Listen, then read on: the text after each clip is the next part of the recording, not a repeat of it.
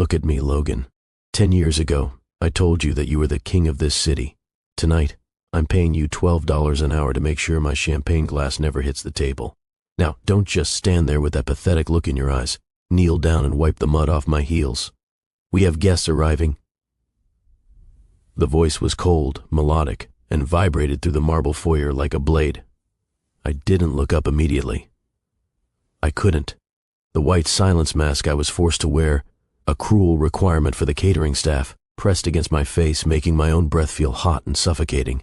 I looked at the floor instead. The Italian marble was polished to a mirror finish.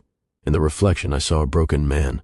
I saw a waiter in a cheap, scratchy vest, his hands trembling, and standing over me I saw Bianca. She looked like a goddess carved from ice, draped in a gown that cost more than I'd earned in the last 3 years combined. I said, "Clean them, Logan," she whispered, her voice dropping to a dangerous register. "Or do you want me to call your supervisor? I know you're behind on rent. I know about the basement apartment with the leaking pipes. One word from me, and you're back on the street." A surge of shame, hotter than any fire, scorched my chest. 10 years ago, I had carried this woman across the threshold of this very house. I had given her my name, my heart, and my billion-dollar empire. Now, I sank to my knees. My joints popped, a reminder of the manual labor that had replaced my life in the boardroom. As I reached out with a cloth to wipe a speck of dirt from her designer heel, I felt her gaze lingering on the back of my neck. She wasn't just enjoying the service. She was savoring my extinction. Before we go back to the night my life was stolen, I want to hear from you. Where are you watching from today? Drop your city in the comments, and if you believe Logan can survive this, hit that subscribe button now. Your support keeps these stories alive. Now let's go back to the beginning, to the day I met the woman who would destroy me. I remember the first time I saw Bianca Vane. It was a Tuesday morning at Aegis Tech. I was the CEO of the fastest growing software firm in the world, and she was a junior analyst for a company I was looking to acquire. Most people in that room were terrified of me. They stuttered, they overprepared, they looked at their shoes. But Bianca, she looked me dead in the eyes and told me my valuation of her company was sentimental and inefficient. I fell in love with her in that exact second. I thought I'd found a peer. I thought I'd found a woman who was as sharp as she was beautiful. I didn't realize I was looking at a predator who had spent months studying my psychological profile before she ever stepped into that boardroom. Our marriage was a whirlwind. Within a year, we were the power couple of the tech world. I felt invincible with her by my side. She was my advisor, my confidant, the person I trusted with every dark secret and every bright ambition. When I was stressed about a board meeting, she'd rub my shoulders and tell me I was a visionary. When I doubted a new project, she'd show me the data that proved I was right. "You're the king, Logan," she'd whisper into my ear at gala events, her hand resting over my heart. "And I'm just here to make sure your crown never slips." I believed her. God, I was such a fool. Because I loved her, I gave her everything. I didn't believe in prenups. I thought they were a vote of no confidence.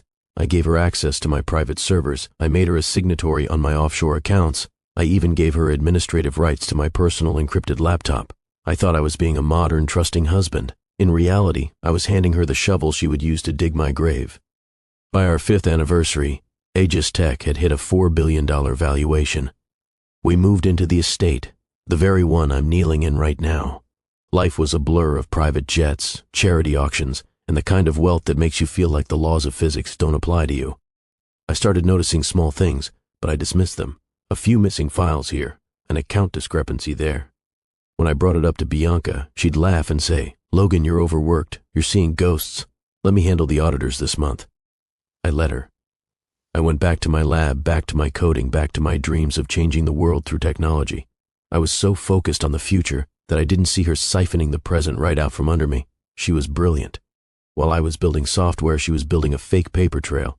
She used my credentials to authorize illegal transfers. She sent emails from my account to shell companies in the Caymans. She made it look like I was embezzling from my own shareholders.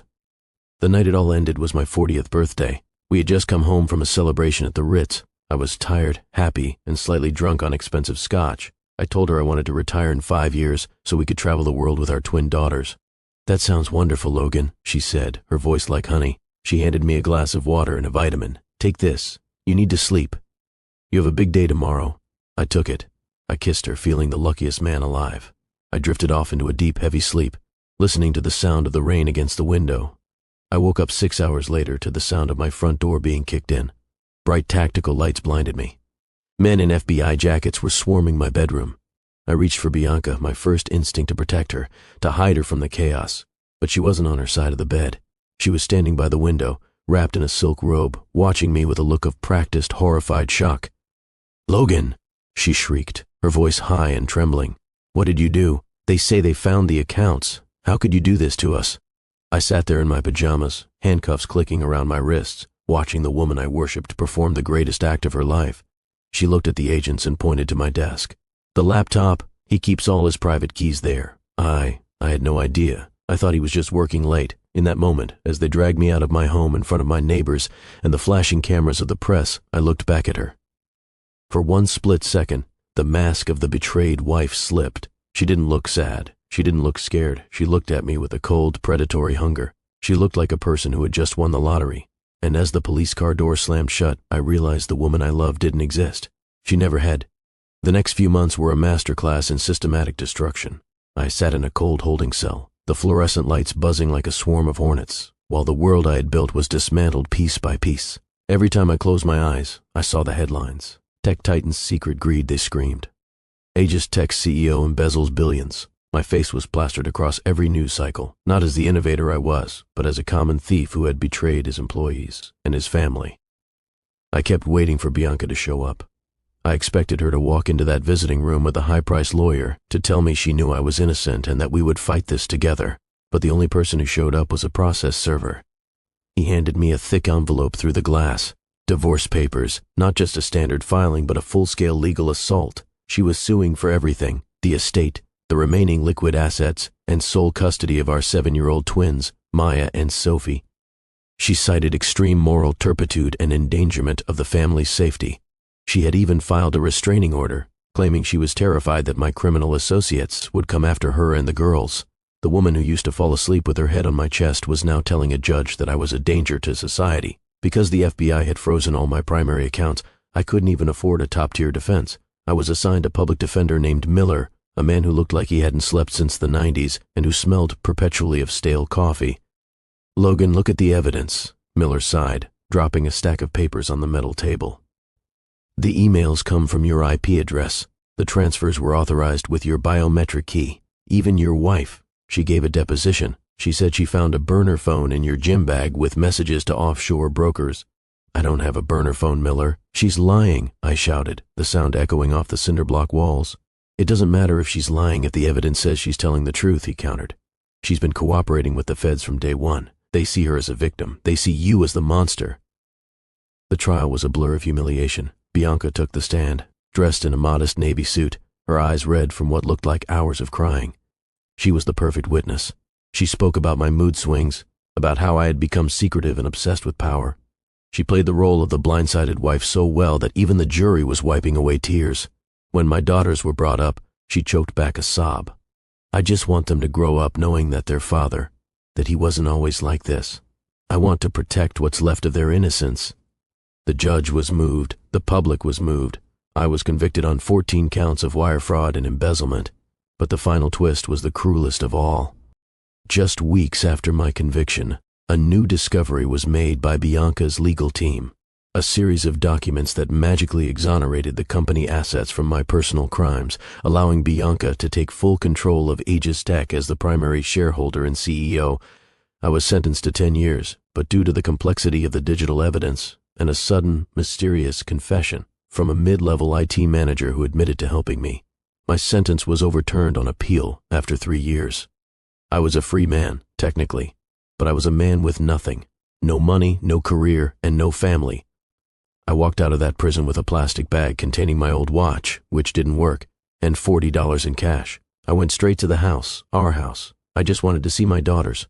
I stood at the gate, the one with the P for Pierce etched into the iron. I didn't even get to the front door. 2 private security guards, men built like brick walls, intercepted me before I could cross the perimeter. "Mr. Pierce, you're in violation of a standing permanent injunction," one of them said, his hand resting on his holster. "Mrs. Vane has made it clear. You are not to step foot on this property. If you do, we are authorized to use force." "I just want to see Maya and Sophie," I pleaded, my voice cracking. "Just for 5 minutes. They don't want to see you, Logan," a voice called out from the balcony. I looked up.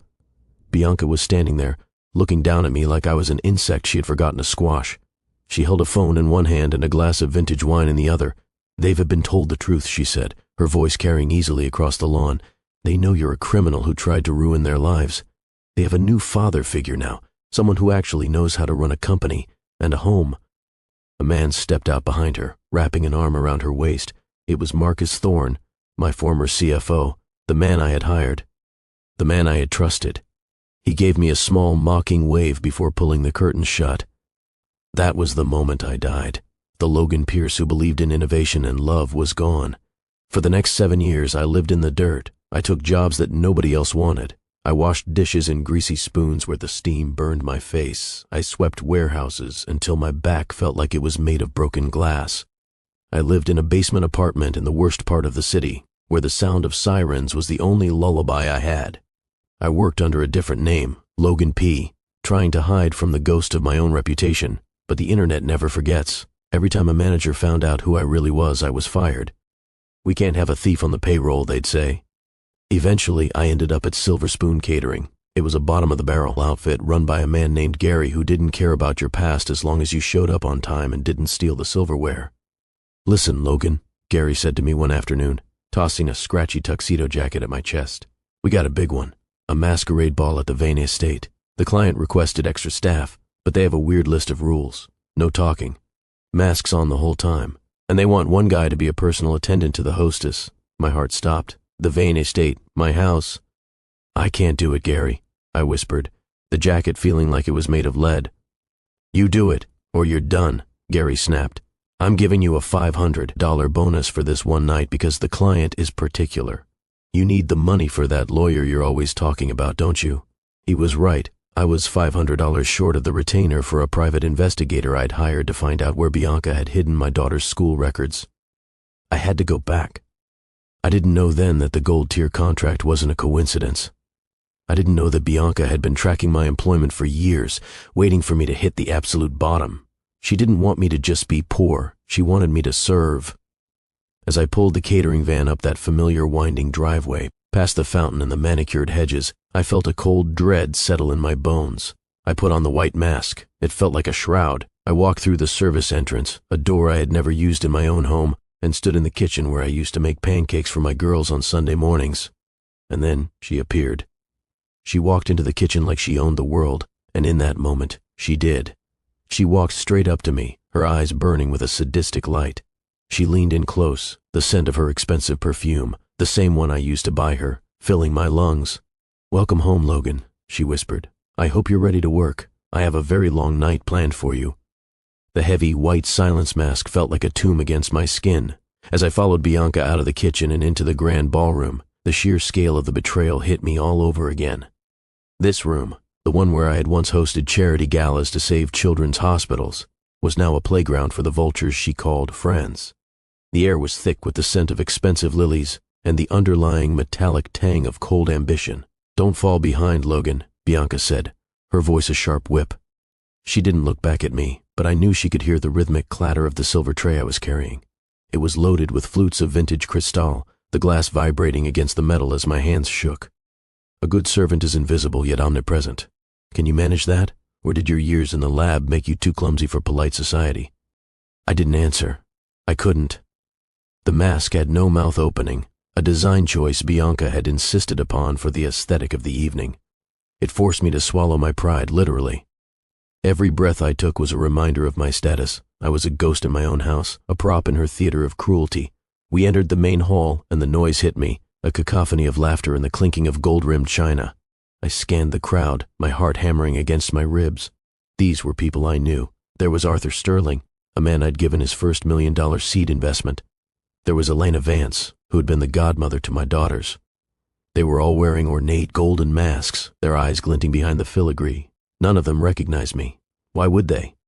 To them, I was just a nameless piece of the furniture, a silent tool hired to keep their glasses full. "Ah, Bianca, the woman of the hour," Arthur Sterling called out, stepping forward to kiss Bianca's hand. He glanced at me for a fleeting second, a look of utter indifference, before turning back to her. "The estate looks magnificent, and this silent staff concept? Positively inspired. It adds such a medieval flair." Bianca smiled, a slow, predatory curve of her lips. "I thought so too, Arthur. It's important to remember that everyone has a place. Some are born to lead and others, well, others are born to serve. This one here, she gestured toward me with a casual wave of her fan, is my personal favorite. He's remarkably resilient. No matter how much weight you put on his shoulders, he just keeps standing. The guests chuckled. It was a joke to them, a clever bit of party planning. I stood there, the tray of champagne feeling like it weighed 100 pounds, my muscles screaming as I maintained the perfect subservient posture Gary had drilled into us. "Logan, serve Mr. Sterling," Bianca commanded. I stepped forward, my movements robotic. I lowered the tray to the perfect height. Arthur took a glass, his fingers brushing against mine. He recoiled slightly, as if he'd touched something unclean. "Watch it, boy," he muttered, not even looking at my face. "He's new, Arthur." "Forgive him," Bianca said, her eyes locked on mine. "He used to have a very important job, you see. He's still adjusting to the fact that his opinion no longer matters."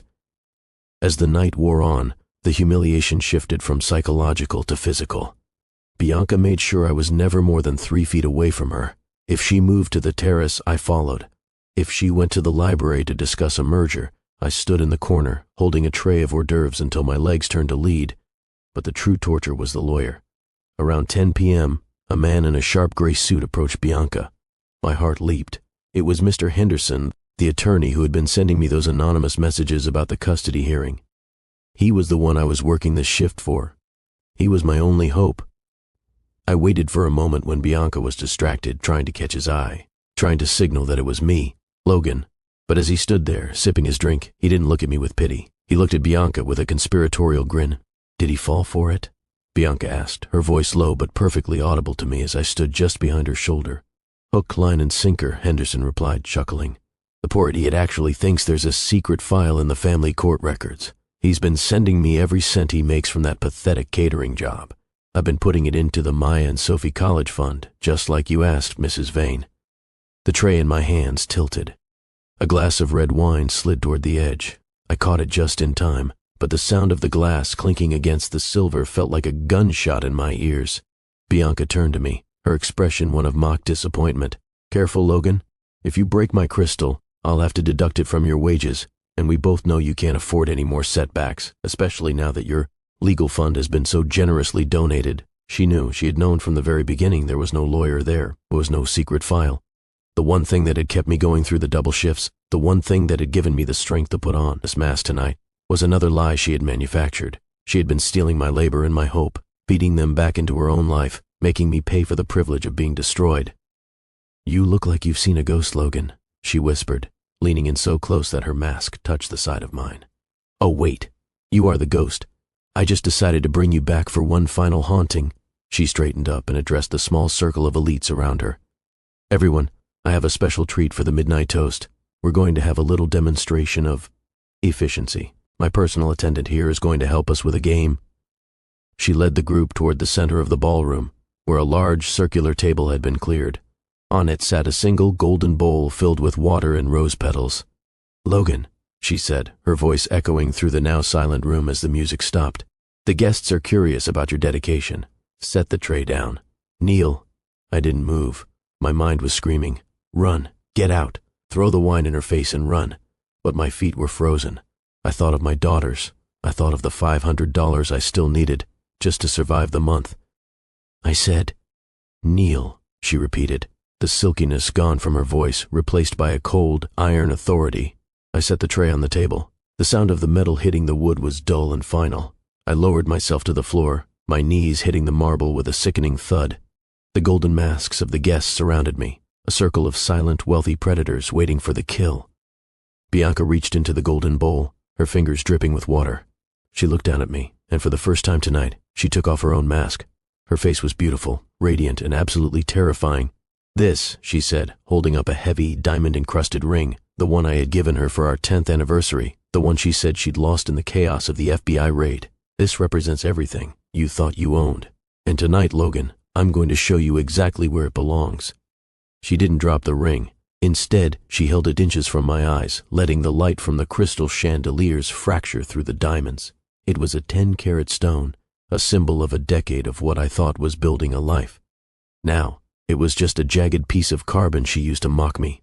"This ring used to represent a promise, didn't it, Logan?" she asked, her voice carrying to the very back of the ballroom. "But tonight, it represents a debt you can never truly repay." She turned to the crowd, her smile widening. "You see, my personal attendant here was once a man of great importance. He thought he could play God with data and numbers. He thought he could hide his sins in the shadows of offshore accounts. But he forgot one thing. I am the one who keeps the lights on." She turned back to me, her eyes narrowing. "Logan, the guests are thirsty. But before you continue your rounds, I think you need a reminder of your station. You've been looking at me all night like you still have a right to my space. Like this house still smells of your sweat. It doesn't. It smells of victory." She reached out and gripped the edge of my silence mask. With a violent jerk, she ripped it off. The sudden rush of cold air hit my face like a physical blow. I blinked, blinded by the light, my lungs gasping for oxygen that wasn't filtered through cheap polyester. I heard a collective gasp from the circle of golden masks. The whispers started immediately, sharp, stinging, and relentless. "Is that? No way. That's Logan Pierce? He looks like a corpse. How the mighty have fallen, serving drinks in his own ballroom." I looked up at them, my vision blurring. I saw Arthur Sterling smirk. I saw Elena Vance turn her head away, unable to look at the wreckage of the man she once called a friend. I was a freak show. A cautionary tale. "Don't look at them, Logan. Look at me," Bianca commanded. She dipped her hand back into the golden bowl of rose water and flicked the droplets into my face. "You're crying. How pathetic, a billionaire crying on his knees because he has to do a little work." "Bianca, please," I rasped. My voice sounded like rusted metal grinding together. I hadn't spoken in hours. I hadn't spoken to her in years. The girls, just tell me they're okay. The room went deathly silent. The mention of my daughters was the one thing Bianca hadn't accounted for in her script of humiliation. Her face transformed. The gracious hostess evaporated, leaving behind something sharp and venomous. "You don't get to say their names," she hissed, leaning down until her lips were an inch from my ear. "They don't know you. To them you're just a nightmare they had when they were small. Marcus is their father. He's the one who tucked them in tonight. He's the one who will walk them down the aisle while you're rotting in some gutter." She stood up abruptly and looked at Marcus, who was standing at the edge of the circle, nursing a drink with a look of bored satisfaction. "Marcus, honey," she called out, "I think Logan is tired. He's forgotten his place again. Why don't you show him where the trash goes?" Marcus stepped forward, his expensive Italian shoes clicking rhythmically on the marble. He looked down at me, not with hatred, but with a terrifying kind of pity. "Come on, Logan. Don't make a scene," Marcus said, grabbing my arm with a grip that was surprisingly strong. "You've had your fun. You got to see the old place one last time. Now let's go before Bianca decides to call the police for trespassing. We both know how much you hate handcuffs." He dragged me toward the service exit. I didn't fight him. I couldn't. The revelation about the lawyer, the sight of my daughter's new father, and the sheer weight of the mask had broken the last of my spirit. As we passed through the kitchen, the other catering staff looked away, their eyes filled with a mixture of fear and disgust. They didn't want to be associated with a failure like me. Marcus pushed me out into the cold night air. The rain had started again, a fine, freezing mist that soaked through my thin server's vest. He tossed my silence mask onto the wet pavement at my feet. "Here," Marcus said, pulling a wad of bills from his pocket. He threw them at me. "Bianca told me to give you this. It's your tip. It's exactly $52.40, the cost of the champagne, flute you chipped earlier." The money fluttered into the puddles. I stared at the soggy bills, my mind reeling. "One more thing, Logan," Marcus added, leaning against the doorframe. "Stop looking for the girls. They're moving to Switzerland next week. Bianca bought a villa in Zurich. You'll never find them. You'll never see them. Accept that you're dead, and maybe you can finally start living." The heavy steel door slammed shut, the lock clicking with a finality that echoed in the empty driveway. I stood there in the dark, the rain washing the rosewater off my face, the quarters and crumpled fives lying in the mud. I looked up at the second floor of the mansion. A light was on in the nursery. For a fleeting second, I thought I saw a small silhouette against the curtain. Maya? Sophie! I reached out a hand, a silent cry dying in my throat. But the silhouette moved away, and the light flickered out. I was alone. I had no money, no lawyer, and now, no hope of even knowing which continent my children were on. Bianca hadn't just defeated me, she had erased me. I walked down the long, winding driveway, my feet slipping on the wet asphalt. I didn't have a car, I didn't have a coat, I just had the $52 in the mud and the ringing of Bianca's laughter in my ears. As I reached the main gates, I looked back one last time. The estate was glowing, a golden jewel in the darkness, a monument to everything I had built and everything she had stolen. I realized then that Gary was wrong. I wasn't an attendant. I wasn't even the help. I was the ghost, and it was time for the ghost to disappear. The walk back to the city was a 3-hour descent into a personal hell. The cold seeped through my thin vest, turning my skin a mottled, sickly blue, but I barely felt it. My mind was stuck in a loop, replaying the way Marcus had looked at me, not as a rival, but as a nuisance, a stray dog that had wandered into a garden party. I reached my basement apartment at 4 a.m. The air inside was thick with the smell of damp concrete and old grease. I didn't turn on the light. I didn't need to. I knew every crack in the plaster, every stain on the linoleum. I sat on the edge of my mattress, the springs groaning under my weight, and looked at the $52 Marcus had thrown in the mud. The bills were still damp. I laid them out on the floor, smoothing them with a trembling hand. This was the value of Logan Pierce. This was the college fund Bianca had tricked me into building. Every cent of my suffering had been recycled into her amusement. I looked at the corner of the room where my old battered laptop sat. It was a relic from 5 years ago, a mid-range machine I'd scavenged and rebuilt. For years I'd stayed off the grid. I was afraid that if I touched a keyboard, Bianca would find me. I was afraid that if I looked into the digital shadows, I'd see her face staring back. But as the rain drummed against the small high window of my cell-like room, something changed.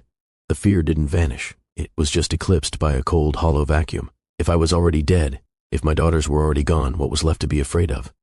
I opened the laptop. The screen flickered to life, casting a ghostly blue glow over the room.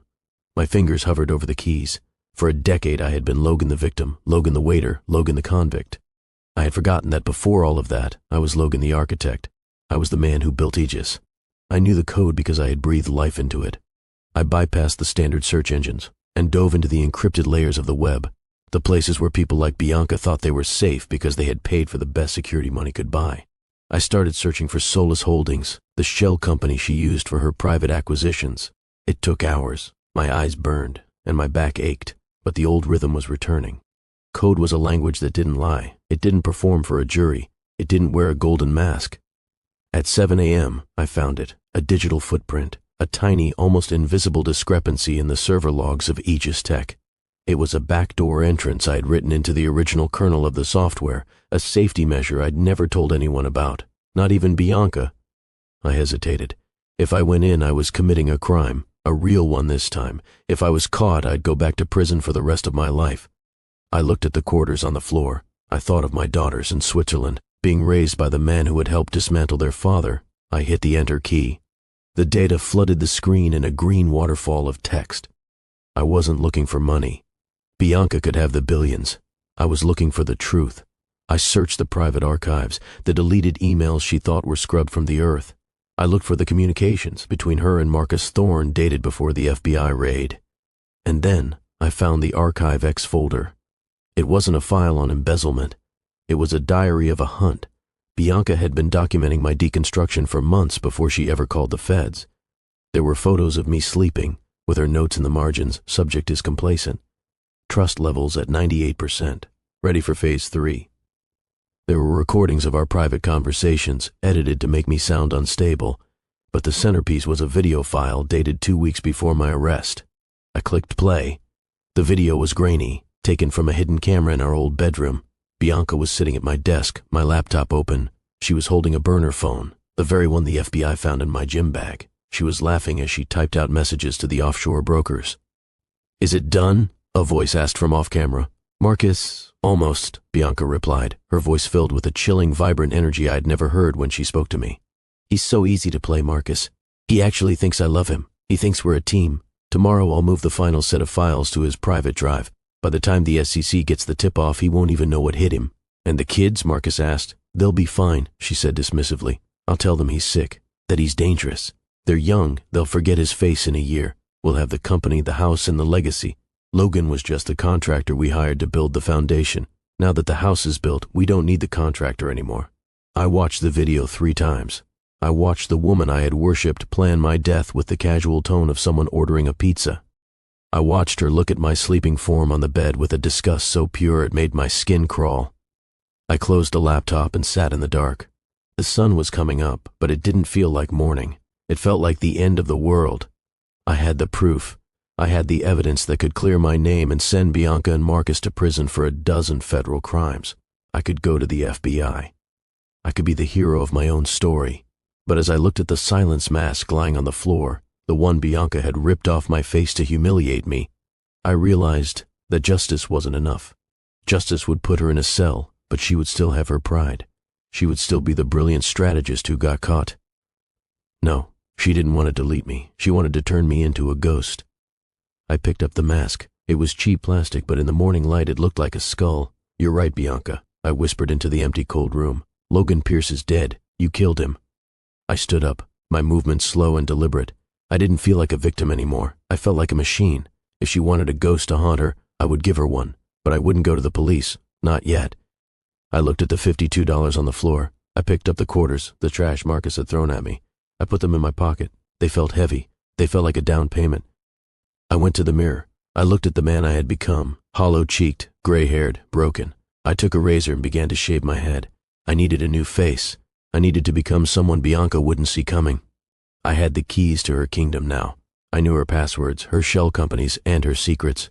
She thought she had erased me, but she had actually given me the ultimate advantage. She had stopped looking for me. The masquerade wasn't over. It was just moving to a different stage. For the next 6 months, I didn't just live in the shadows, I became them. I took the $52 and bought a burner phone of my own, not for calls, but for data. I spent my days at public libraries and my nights in that freezing basement, using the backdoor access I'd found to become a silent passenger in Bianca's life. I watched her through the lens of her own security cameras. I read her emails as she wrote them. I sat in on her board meetings via the microphones in her office. It was a strange, disembodied existence. I saw her celebrate the acquisition of a rival firm with Marcus. I saw her yell at a maid for a smudge on a mirror. And most painfully, I saw my daughters. They were taller. Maya wore glasses now.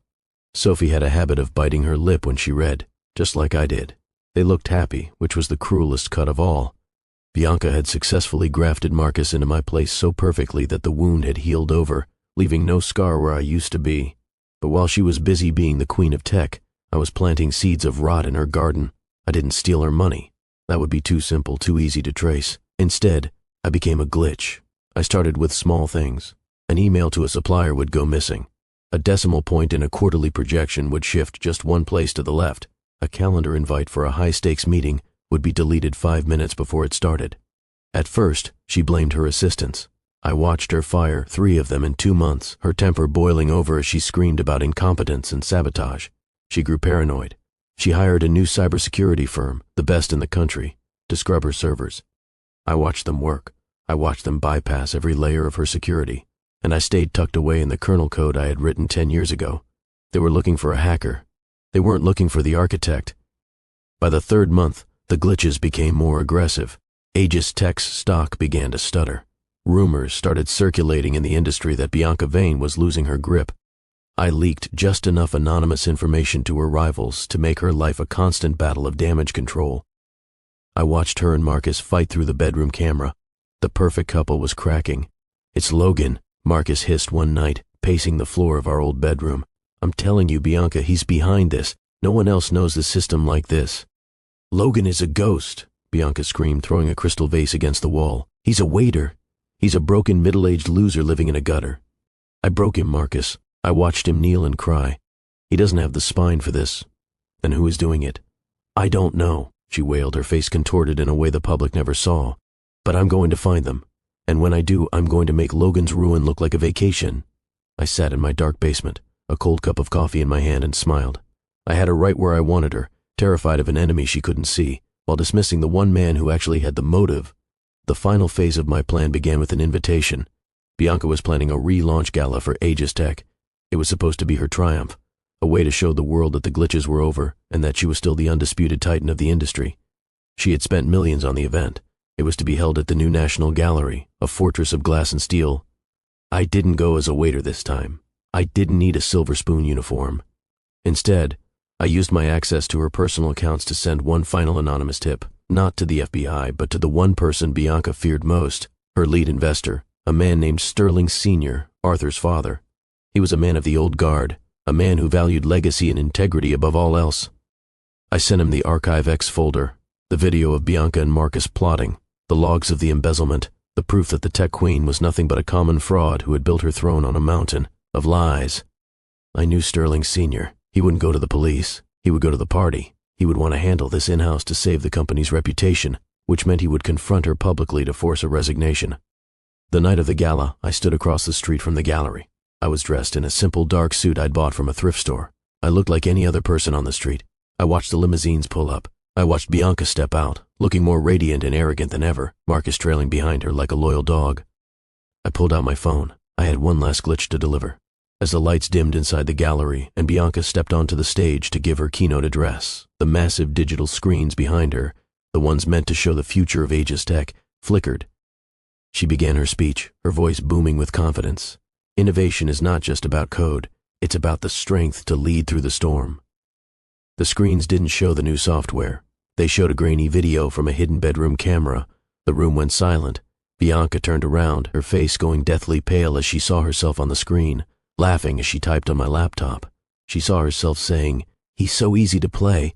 Logan was just the contractor we hired to build the foundation." The audio was crystal clear. It echoed through the gallery, amplified by the $1 million sound system I had hijacked. I walked toward the glass doors of the gallery. The security guards were too distracted by the chaos inside to stop me. I pushed through the crowd of stunned socialites and moved toward the stage. Bianca was frozen. Marcus was trying to signal the tech booth to shut it down, but I had locked them out. The video played on a loop. The betrayal, the laughter, the cold-blooded execution of a man's life. I reached the foot of the stage. I looked up at her. I didn't have a mask on this time. My head was shaved, my face was thin, but my eyes were the same ones she had looked into for 10 years. She saw me. Her mouth opened, but no sound came out. The queen was finally speechless.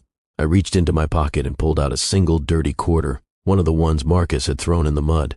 I stepped onto the stage, the crowd parting like the Red Sea. I walked right up to her, took her hand, the one wearing my ring, and pressed the coin into her palm. "Keep the change, Bianca," I whispered, my voice amplified by the microphone she was still holding. "I think you're going to need it more than I do." The silence that followed my voice was more deafening than the audio had been. For a heartbeat, the only sound in that cavernous glass gallery was the rhythmic sobbing of someone in the front row, probably a shareholder watching their net worth evaporate in real time. Bianca's fingers reflexively closed around the quarter. She looked down at her hand, then back at me, her eyes darting like a trapped animal's. The poise, the ice, the calculated elegance. It didn't just crack, it shattered. "Logan," she breathed, the name barely a ghost of a sound. You were supposed to be gone?" I finished for her, my voice steady, carrying through the silent room. "You thought you could delete me, Bianca, but you forgot that you can't delete the man who wrote the operating system. You just lived in the house I built. You never understood how the plumbing worked."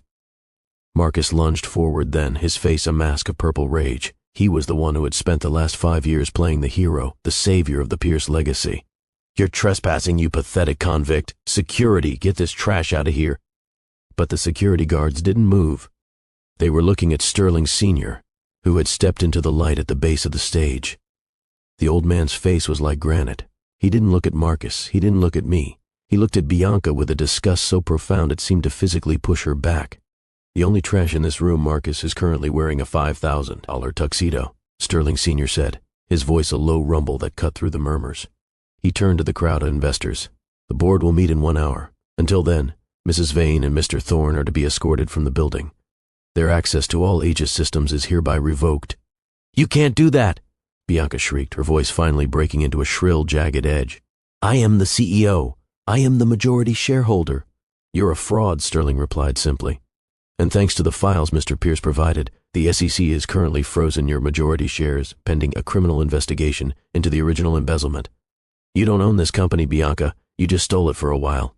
As the guards finally stepped forward, this time to grab Marcus and Bianca, the room exploded into a frenzy. Flashbulbs from the press, who had been invited to witness a triumph, were now capturing a funeral.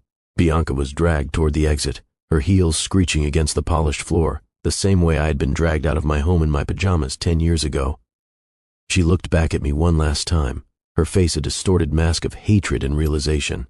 She realized that the glitches, the missing emails, the paranoia, it wasn't a ghost. It was the man she had called trash kneeling at her feet. I didn't stay to watch them be loaded into the police cruisers that were already waiting outside. I didn't care about the board meeting or the stock price. I walked out the back entrance, into the cool night air. My phone vibrated. It was a message from the private investigator. I had finally been able to pay properly using the digital crumbs I'd swept up from Bianca's hidden accounts.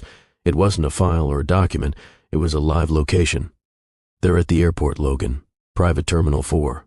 Bianca had a jet waiting for Switzerland. The girls are already on board with the nanny. I didn't think. I ran.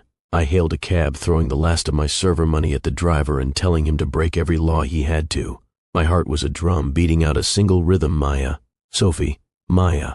Sophie.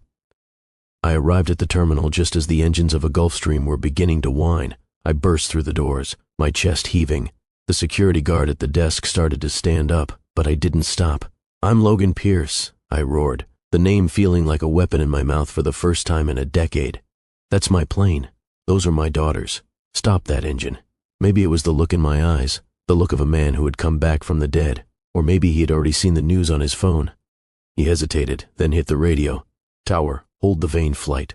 We have a parental emergency." I ran onto the tarmac, the smell of jet fuel and rain filling my lungs. The stairs of the plane were still down. I climbed them, my legs feeling like they were made of lead, my breath coming in ragged gasps. I stepped into the cabin. It was a palace of tan leather and gold trim. A nanny stood in the galley, her face pale, and there, in the back, sitting in the oversized chairs, were two girls. They were 10. They were wearing matching coats. They were looking at me with wide, confused eyes. "Who are you?" Maya asked, her voice small, her hand clutching her sister's. I sank to my knees on the plush carpet. I didn't have a silence mask on. I didn't have a tray of champagne. I was just a man in a thrift store suit covered in rain and tears. I choked on the word. I'd been told for so long that I wasn't allowed to say it. "I'm your father. I'm Logan." Sophie stepped forward, her glasses slipping down her nose. She looked at me, her head tilting the same way I used to do when I was trying to solve a complex string of code. She reached out a small, trembling hand and touched my shaved head. Then my cheek. "Mommy said you went to the stars," she whispered. "She said you didn't want to come back." "I never left," I said, my voice breaking. "I was just waiting for the right time to come home. I've been watching you every single day. I know you like to bite your lip when you read, Sophie. And Maya, I know you finished the entire Harry Potter series in a month." They both froze. The details, the small fatherly details that Bianca couldn't have known or faked, hit them. "Daddy," Maya whispered, and then they were in my arms. They smelled like vanilla and childhood, a scent that finally washed the smell of the basement and the catering van out of my soul. I held them so tight I was afraid I'd break them, my sobs echoing in the quiet cabin of the plane that was supposed to take them away from me, forever. "It's okay," I told them, over and over, burying my face in their hair. "We're not going to Switzerland. We're going home, a real home." Outside, the sirens were getting louder, but for the first time in 10 years, they weren't coming for me. They were coming for the woman who thought she could delete the truth. The following weeks felt like waking up from a decade-long coma into a world that was both blindingly bright and incredibly fragile. The news of the Aegis coup dominated every headline. I was no longer the disgraced embezzler. I was the ghost CEO, a man who had been systematically erased and then fought his way back from the grave. But the victory in the boardroom was nothing compared to the war in the courtroom. Bianca and Marcus were held without bail, a flight risk after their attempted escape to Zurich. I sat across from them in a preliminary hearing, my daughters safely in the care of my sister, the only family member who had ever believed me. Bianca looked different without her designer armor. In her orange jumpsuit, her hair unwashed and her face sallow, she looked like what she was, a thief who had run out of time. "You won't keep them, Logan," she hissed as the guards led her past my table. "I spent 5 years telling them you were a monster. You're a stranger to them. You're just a scary story I told them at bedtime." She wasn't entirely wrong. While the legal system was fast-tracking my exoneration, the emotional damage was a labyrinth. Maya and Sophie were terrified. They had spent half their lives believing their father was a criminal who didn't want them. Every time I reached out to hug them, I saw a flicker of hesitation. They were looking for the monster Bianca had described. I had to start from zero. I didn't try to buy their love with the millions the board was trying to return to me. Instead, I took them back to the small things. I found the old battered teddy bear Sophie had lost the night of the raid. It had been sitting in a box in the attic of the estate. I showed Maya the original code for the game she loved to play, showing her the Easter egg I had hidden in the background just for her, a digital constellation that spelled out her name. She said you liked the money more than us, Maya said one afternoon as we sat in a park, far away from the cameras and the lawyers. I liked building things for you, I said, my voice thick. But the money was just paper. It was the time I lost with you that I can never get back. I don't care about the company, Maya. If I had to choose between Aegis and this afternoon with you, I'd burn the building down myself. Meanwhile, the trial of Bianca Vane and Marcus Thorne began to peel back the layers of a conspiracy that went deeper than I ever imagined. It wasn't just embezzlement. It was a network of bribery and witness tampering. The IT manager who had confessed to helping me was found. He had been paid off by Bianca to take a fall, then threatened into silence. The most damning evidence was the silence masks. My legal team argued that forcing me to serve her in a mask wasn't just workplace harassment, it was a form of psychological torture intended to prevent me from ever reclaiming my identity. As the evidence piled up, Bianca's defense crumbled. Marcus, ever the coward, tried to turn state's evidence against her to save himself. I watched on the court monitors as they screamed at each other in the hallway, the power couple of the decade, reduced to two vultures tearing at the same carcass. I was finally granted full, permanent custody. The restraining order was dissolved. The Logan Pierce name was legally cleared. The final day of the trial, I stood on the courthouse steps. A sea of reporters held out microphones, asking for a statement. They wanted to know if I was going back to Aegis. They wanted to know if I was going to sue the government for my wrongful conviction. I looked at Maya and Sophie, who were standing by the car, waiting for me. They weren't looking at the cameras, they were looking at me, and for the first time, I didn't see fear in their eyes. I saw hope. I have no statement about the company, I told the press, my voice loud and clear. My work as an architect is done. I spent 10 years as a ghost. I think I'd like to spend the next 10 years being a father. As I turned to walk away, I saw Bianca being led out the back toward a transport van. Our eyes met for one last time. I didn't feel hatred. I didn't even feel the need to gloat. I felt a profound, cold pity. She had won everything, and she had lost it all because she couldn't understand that a foundation built on a lie will always collapse under the weight of the truth. I reached the car and buckled the girls in. "Where are we going, Daddy?" Sophie asked. "Home," I said. "But first, I think we should get some pancakes. It's Sunday, after all." 1 year later, the morning sun hit the windows of a modest cedar-beamed house overlooking the rugged coastline of the Pacific Northwest. There were no marble foyers here, no silence masks, no security guards with holsters. The air smelled of salt, pine needles, and the blueberry pancakes I had just pulled off the griddle. I stood at the kitchen island, watching Maya and Sophie argue over whose turn it was to feed the dog, a clumsy golden retriever that didn't know or care that his owner was once a billionaire. I looked at my hands. They were still calloused from the manual labor of the last decade, but they were clean. The ghost was gone. I was just Logan. Aegis Tech had been liquidated and restructured. I had taken my share of the settlement and put it into a trust for victims of white-collar frame-ups and legal aid for fathers who had been alienated from their children.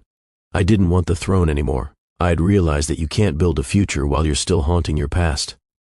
My phone buzzed on the counter. It was a news alert, one I hadn't been able to bring myself to turn off. Bianca Vane's final appeal denied, sentenced to 25 years without parole. I scrolled down to the photo. It was a grainy shot from the visitor's room of a maximum security prison. Bianca sat behind the glass. Her hair was graying and the sharp predatory light in her eyes had been replaced by a hollow, flickering desperation. She looked older than she was. She looked like she was finally feeling the weight of the silence she had once forced on me. I thought about the night of the masquerade ball. I thought about kneeling at her feet, wiping the mud off her shoes while the people I once helped mocked me. I remembered the weight of that white mask. I didn't feel a surge of triumph. I didn't feel the need to visit her and show her how happy I was. That would be playing her game. To truly win, I had to be the one thing she could never be, content. "Daddy, come on. The waves are perfect," Sophie shouted, already halfway out the sliding glass door with her boogie board. "I'm coming," I laughed, wiping the flour from my apron. As I walked out toward the beach, I stopped by the small table in the hallway. On it sat a small glass jar. Inside were the $52.40 Marcus had thrown at me in the rain. I kept them there, not as a reminder of my pain, but as a reminder of the price of my soul. Bianca thought my value was $52. She thought she could buy my silence and my life for the price of a chipped champagne flute. She had spent millions trying to erase me, and in the end, she had lost everything because she didn't realize that some things, like the love of a father and the integrity of a man, don't have a price tag. The wind caught the door as I stepped out, the salt spray hitting my face. I saw Maya and Sophie running toward the shoreline, their laughter lost in the roar of the ocean. I was no longer a billionaire. I was no longer a CEO. I was a man who had been through the fire and come out the other side as something unbreakable. I reached the sand and didn't look back at the house. I didn't look back at the years of shadow. I just ran toward my daughters, leaving my footprints in the wet sand, knowing that this time the tide wouldn't be able to wash them away. Logan Pierce was dead, but Logan, the father, was finally truly alive.